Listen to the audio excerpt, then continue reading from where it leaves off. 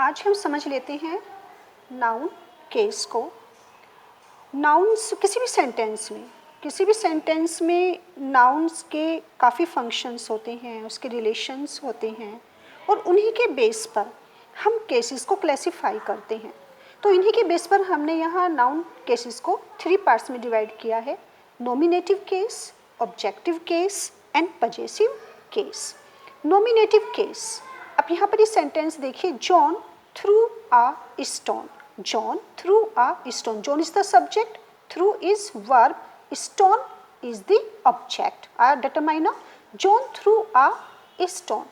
अगर यहाँ पर ये पता लगाना है कि सब्जेक्ट क्या है, इस सेंटेंस में सब्जेक्ट कौन सा है किसी भी सेंटेंस में, तो हम एक क्वेश्चन पुटअप करते हैं, हु थ्रू अ स्टोन, पत्थर किसने फेंका, हु थ्रू अ स्टोन। तो उसका जो आंसर आएगा that was it was John who through a stone. John ने पत्थर फेंका। तो जॉन यहाँ पर क्या है, कौन है यहाँ पर सब्जेक्ट, जॉन यहाँ पर सब्जेक्ट है।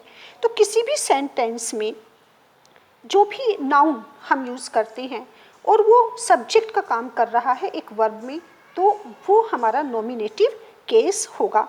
अनदर एग्जाम्पल हम दे सकते हैं, जैसे कि अगर हम कहते हैं Mohan plays football, Mohan plays football, तो हु प्लेज फुटबॉल, मोहन। हमारा सब्जेक्ट क्या हो गया, मोहन, क्योंकि मोहन फुटबॉल खेलता है। यहाँ पर मोहन नॉमिनेटिव केस में आ जाएगा। ऑन दी अदर हैंड, लेकिन अगर हम ये कहते हैं the teacher helped Mohan, objective case देखिए। अब आप अगर हम ये कहते हैं द टीचर हेल्प्ड मोहन, वो मोहन जो यहाँ पर सब्जेक्ट का काम कर रहा था, अब इस सेंटेंस में वो ऑब्जेक्ट का काम कर रहा है क्योंकि वो वर्ब के बाद में आ गया। द टीचर हेल्प्ड मोहन, तो यहाँ पर मोहन हमारा ऑब्जेक्टिव केस हो जाता है। यहाँ पर एग्जाम्पल देख लीजिए, द हॉर्स, हॉर्स हमारा सब्जेक्ट हो जाता है, kicked the boy, the boy noun है और ये यहाँ पर ऑब्जेक्ट का काम कर रहा है, तो इसीलिए द बॉय यहाँ पर ऑब्जेक्टिव केस में है।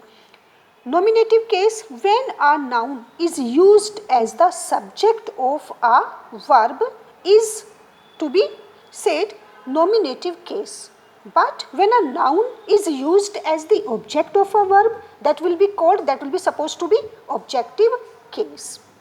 Third one, possessive case. Possessive, possession होता है, एक अधिकार होता है, ओनरशिप होती है। किसी भी सेंटेंस में अगर नाउन क्या शो कर रहा है, अपना पजेशन शो कर रहा है, एक्सप्रेस कर रहा है, अपनी ओनरशिप को वो प्रेजेंट कर रहा है, तो वो हमारा पजेसिव केस होगा।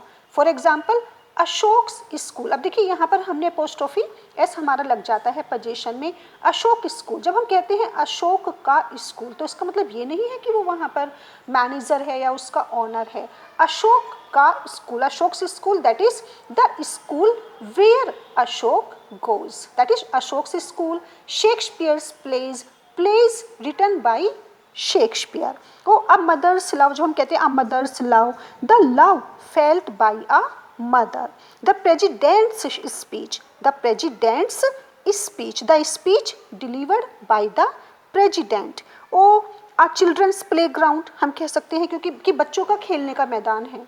अ children's playground, a playground for children, तो वो हमारा पजेसिव केस होता है। ये हमारे नाउन केस हैं।